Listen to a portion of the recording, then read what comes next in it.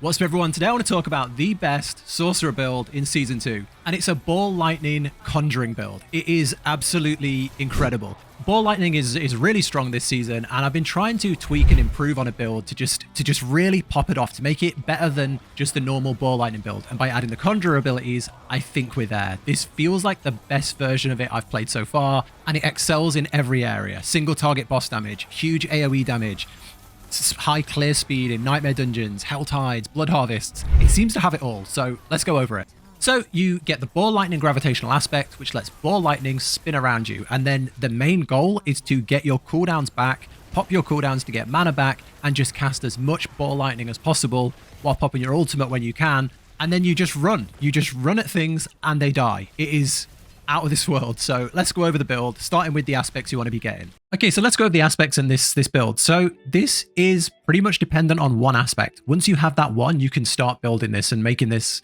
but it is required, and that's the gravitational aspect.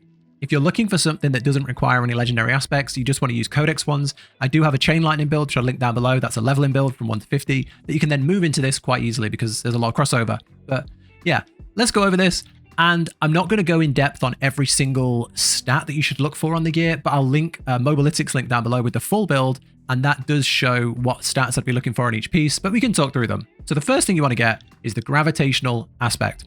This makes Ball Lightning orbit around you, and that's what this build is built around. I'd put that on the neck as it increases the damage of the Ball Lightning. If you can get a good roll, luckily I got a max roll, which is amazing. But if you want to put that on your neck or a two-handed weapon for increased damage. Next up, you want the Umbral aspect. Restore a number of primary resource when you crowd control an enemy. Because we're playing this build, we do a lot of stunning and we do a lot of freezing, which are crowd controls. So this is a really good way to get your mana back. And then finally, for this, we go for the Prodigy aspect, and this using a cooldown restores mana. Once you have these three aspects, you're like halfway there, because you can cast Ball Lightning, get your mana back, and cast more Ball Lightning. And that's where most of your damage comes from. Okay, and then for a damage increase, I would go for the aspect of control. I've got this on an offhand. You deal increased damage to immobilize stunned or frozen enemies. Because of Frost Nova, we can freeze and stun with our electric spells. So this is a really good way to just get a flat damage increase. Okay, and that's a huge damage increase, and you're going to be clearing everything. That's going to get you through tier 2 and 3 like so fast. But you need to start getting defensives as you come into tier 4 and as you start pushing Nightmare Dungeons. So we need to go for the Protector.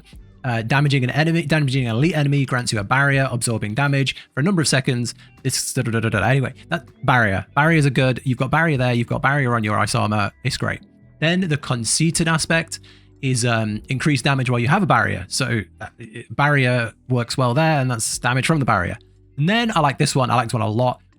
The Disobedience, so you gain armor for 4 seconds when you deal any form of damage, stacking up to 66%. That's huge armor increase, really helpful on a sorcerer build, which is pretty squishy. And then the Storm Swell aspect, you deal increased damage to vulnerable enemies while you have a barrier active, and this build has multiple barriers, multiple ways to get barrier, and multiple ways to make enemies vulnerable, so it's just a good defensive, a good offensive aspect that just works really well with our defensives. And that is what I would say is it. That's kind of the build. That's everything you need. On top of this, you can start looking for other things like the Bounding Conduit, the charged aspects for speed, and the Retribution or the Splintering Energy. All those things work, but I think this is the core. This is what makes it pop. Then, if you are lucky enough to get some uniques, what work really well with this is Raiment of the Infinite. After using Teleport, close enemies are pulled in and stunned. This is incredible for just getting things together. As we've got the Ball Lightning spinning around us, it does help just bring them in. But I showed stuff from the start when I didn't have that unique, and it still works perfectly fine without it. And then I've got Esu's Heirloom down here as well. Again, just a crit strike, movement speed. It's nothing crazy. It's just helps you move a bit faster. But yeah, that's the build. There's nothing too insane here. A lot of these can be got from the codex, and you can just go to the dungeon and get them. The only ones I would say, if you're trying to make this as fast as possible, are these three: Gravitational, Umbral, Prodigy. They're the three that make this build really pop off from the start. I don't want to go into what you should be looking for in every single gear piece here because it'll be so long, but I'll link down below on a Mobalytics link, which will show the things to look for. Some of the really good ones you can get are increases to passive, damage to stunned enemies, damage to close enemies, ranks of your lightning spells. Even though we don't cast the lightning spells like Chain Lightning, we do have it on our ultimate. You know, that casts multiple lightning spells, so it works. Ranks to Ball Lightning is really good. Damage reduction is really good. Crit Strike is really important in this build. Mana cost reduction, cooldown reduction, mastery skills, because that's what Ball Lightning is. It's a mastery skill. Ultimate skill damage. More ranks to conjuration skills, ranks to mastery skills, things like that. If you can do it right and you can get the right stuff, what you end up with is a skill tree that looks like this. I've got 9 ranks in Ball Lightning right now, which is pretty awesome. It feels really powerful. Okay, let's start the skill tree. I've refunded everything. Let's go over it in full. So basic, we don't use a basic skill. So just put a few points in just to get to the next tree. Core skill, we also don't use a core skill. This doesn't need any sort of basic or core skill. So I just put points into here for max mana and then 3 points into this. Your core and mastery skills deal 9% increased damage when cast for 50 mana. Ball Lightning is a mastery skill, so that's perfect. Down to here, you want to take Glass Cannon because this is a damage increase. I would max this. And then you actually take pretty much every defensive. This is a sorcerer build and sorcerers are squishy. So I take teleport, enhanced teleport, reduces the cooldown, and then shimmering. After teleporting, you gain damage reduction. If you like this, take it. Crackle Energy is actually really good in this build, so you can if you want. But once you get into tier 3, late tier 3, tier 4, this is almost like mandatory. It's so good for that damage decrease. Then you want to take Ice Armor. If you prefer Fire Armor, go for it. I prefer Ice Armor. There's a good play. You can really play into Fire and Lightning, but I don't like to. I think this is... I like this build. So Ice Armor increases mana regen when you've got Ice Armor active, and then damage against vulnerable enemies contributes 50% more to Ice Armor's barrier. This is good because we have a lot of ways to make enemies vulnerable in this build, and barrier doesn't just give us defense, it also lets us have more damage based on our aspects. You know, while you have a barrier, you get blah, blah, blah, blah. So this just helps.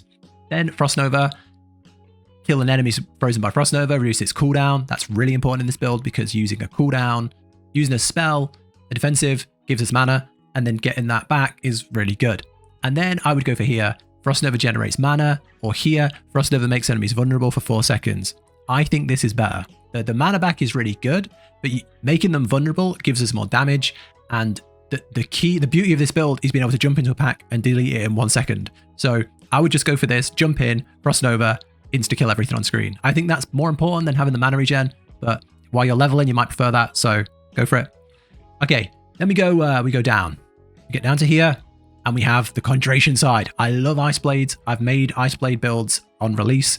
I love having this in a build, but it doesn't work in many builds. In this, it really does. It really does. And I want to talk through Ice Blades because not many people know how it works, and not many people have ever used it. So, on the surface, this looks like a damaging thing that spawns Ice Blades that attack enemies. That's not why we use it. When you summon them, they have a chance to make enemies vulnerable. Vulnerable is incredible in this build, but there's also the enhancement. Every 33 second enchantment, every 33 seconds in cooldowns you spend, you spawn an Ice Blade. So as we use our cooldowns, not only are we casting this on our hotbar, they're also auto spawning Ice Blades. We just put 1 point in because we don't really care about the damage of these, and then you want to take Ice Blade's cooldown is reduced each time it hits a vulnerable enemy. You're going to be making enemies vulnerable a lot with different things we've taken, so you want this. And then the beauty of this is 20% of Ice Blade's cooldown reduction is applied to your other skills. So as they're hitting vulnerable enemies and they're reducing the cooldown of all of your abilities. So all your stuff is coming off cooldown faster. And the reason that's so good is you're getting to do your ultimate more, which is huge damage. You're getting to use your defensives more, which give you barrier, which also increase your damage. And as you use a cooldown, you get mana regen from, is it Prodigy's aspect? So this is just so good for having a fast, high uptime, high damage build. And then we go for the defensives, align the elements, 3 out of 3 magic mana shield for damage reduction, and then 3 out of 3 protection for barrier. And then down here, the big boy, Ball Lightning. I've got some already from my gear, but you want a 5 out of 5 this. We're all about the damage on this. Then you want to take this, Ball Lightning's rate is increased by your attack speed, and then after hitting close enemies 50 times with Ball Lightning, your next cast stuns enemies. It's really good. Stunning, crowd control, damage. That's how I always see it. And I would also take this, your lucky hit chance increased by 5%. I'd max that to 15%. Lucky hit's quite good in this build, so I'd take that. Then we've got the passives here. Crit strikes with shock skills form a crackling energy. I would 3 out of 3 that, and then I'd also take this. Upon absorbing crackling energy, you gain 12 mana. So all we're doing is summoning balls of ice, summoning Ball Lightning, and then moving. That's all we're doing. Summon Ball Lightning, move. While you're moving, pick up the crackling energy, get mana back, summon more Ball Lightning. So it's a great combo. Then onto the ultimate, Unstable Currents. chance to summon a random shock skill. You can summon Ball Lightning because Ball Lightning is a mastery shock skill. Then you take this, increase your attack speed, which plays off of that up there. And then while your unstable current is active, Crackling Energy costs no charges. I like that as well. Then for the key passive, this is your call. This is up to you. There's Veer's Mastery and there's Overflowing Energy. And it's really up to you. This is a great for damage increase because we do play into a lot of crit, but I like this. Crackling Energy hits one additional enemy, and each time it does, your shock skill cooldowns are reduced by 0.1 second, increased to 0.25 against elites. Talked a lot about cooldowns. You know, we've got the blades, we've got the cooldown reduction, we've got the prodigies aspect, we've got the umbral aspect. All these things work well with cooldowns, right? This just feels so much better to me. Maybe this gives a damage increase that this one doesn't. Maybe this one's the better choice, but this feels incredible. This gives the build so much more uptime. You've got more uptime of your defensives, more uptime of your freezers. I would take that over a small damage increase. Maybe it's I've played this for a while, but I much prefer the build with this. It feels more responsive, more powerful, and I just feel like the build's more fun. And then you've got your lightning passives. I would go 3 out of 3 there, increase your crit chance, 3 out of 3 here to increase your movement speed, and then I would 3 out of 3 here. Lucky hit, shock skills have a 9% chance to stun enemies. Then you've probably got a few points left, depending on how far into the extra points you've gone and how much extra work you've done to have extra skill points. And it's up to you how you use them. I think a point in here is good.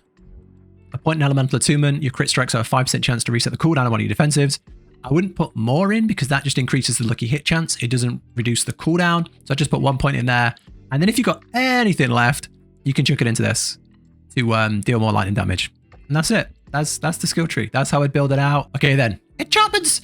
This is always divisive. Everyone likes different things here, and they're so powerful. People love Firebolt, people love Fireball, and, you know, build them however you want to build them. But I'm going to talk through my build and what I think work well. So this is incredible. We talked about it in the skill tree.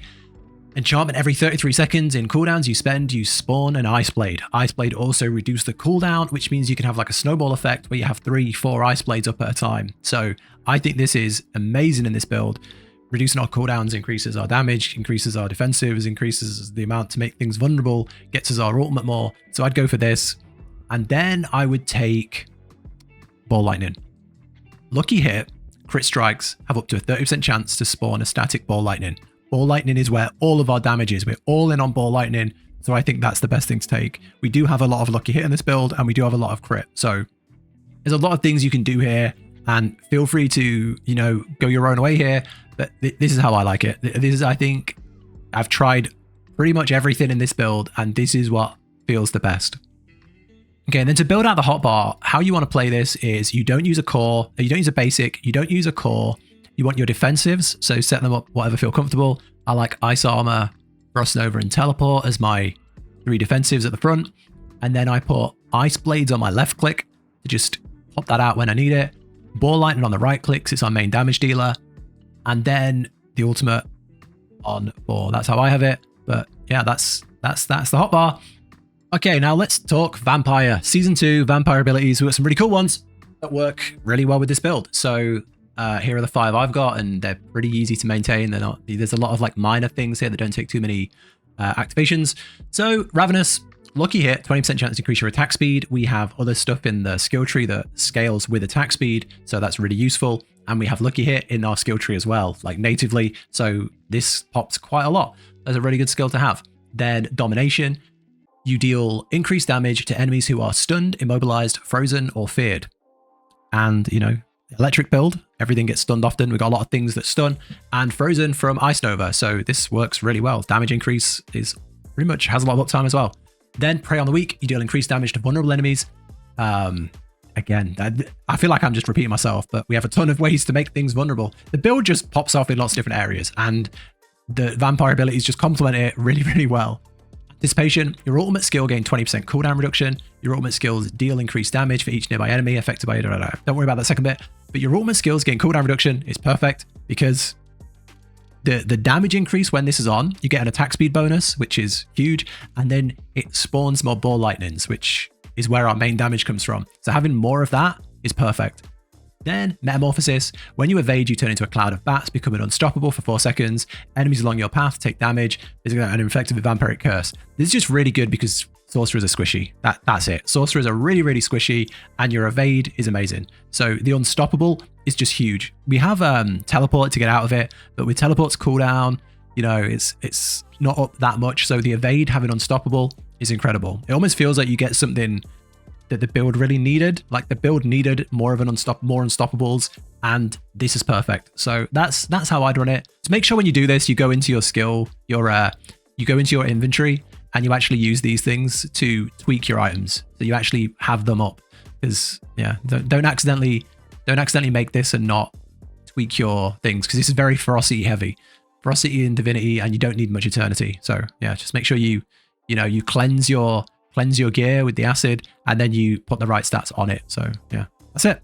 Okay, so let's talk about the Paragon board. I don't want to use the in-game one because, you know, I'm not quite there finished. I'm not level 100, you know, I'm still testing this out, and I'll update this Paragon board as I go through. So this is on the Mobilix link that I've got down below. It's got the gear, the aspects you want to take. It's also got the recommended gear stats or things to look for.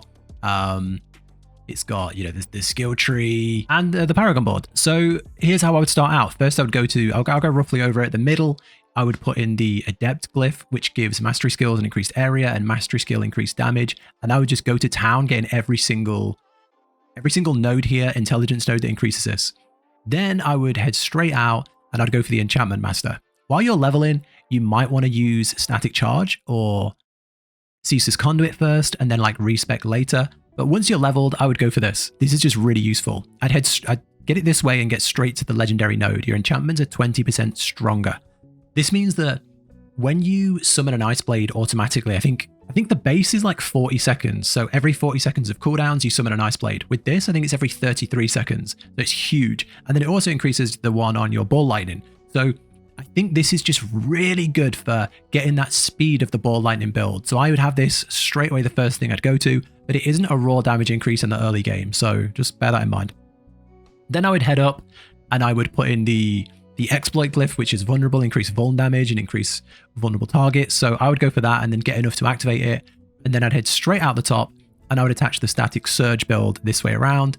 And you want it, there's a lot of good things here. I've used a lot of points in this tree because you've got things like damage to stunned enemies, damage to elites, damage to stunned enemies, and everything around it is like damage to stunned enemies. Down here, we've got damage to stunned enemies, max mana. So I would literally hit all these big nodes and get everything around them. In the middle, I go for control here, increase damage to 20% increased damage to stunned enemies and increased damage to crowd control targets, which this build works perfectly for. So I would spend a lot of points in this. Yeah, you also want to get this way here, sorry, the static surge, which increases the next cast of charge bolts and chain lightning and the mana and vulnerableness from it. But we don't have that, but it comes from our ultimate. Then, yeah, you want to go into Ceaseless Conduit. And again, this is a big point one. You've got a lot of good stuff in here. You've got the node, Crackling Energy has a chance not to consume a charge and damage is increased. Then you've got things like increased damage with Crackling Energy and increased lightning damage, 5% lightning damage all around them. You've got down here, the node I would go for would be Electrocute. This is one where you can maybe change if you disagree. I like this node here. Paragon nodes within range gain increased lightning damage. So things like this, which do 5 lightning damage, would gain 15 bonus. So they do more than 5%. So that's really good. All these would like really pop off. You can also do those down there if you want for resistance, but I think this is enough. And then finally, I would head over to here to Elemental Summoner. You've got some good nodes here. Attack speed, conjuration skill damage isn't that important, but the attack speed is really good down here. Then I'd get the main node. Your conjuration skills have reduced cooldown or mana cost, which is really useful. They also deal bonus damage. We're not too worried about the damage, but the cooldown and mana cost is really, really helpful. And then over here, I'd go for the destruction glyph. Every 5 dex increases your crit strike damage. Crit strikes increase all damage the enemy takes from you. So it's just a big damage boost. So it's just really, really useful. And then take the stuff around it that boosts that and activates it. That's how I would build it out for now. I'm going to be changing this around probably over the next few days. So yeah, as I push to 100, I'll probably tweak this and try things out. But for now, this will get you everything you need. Yeah, that's all there. I'll link that down below.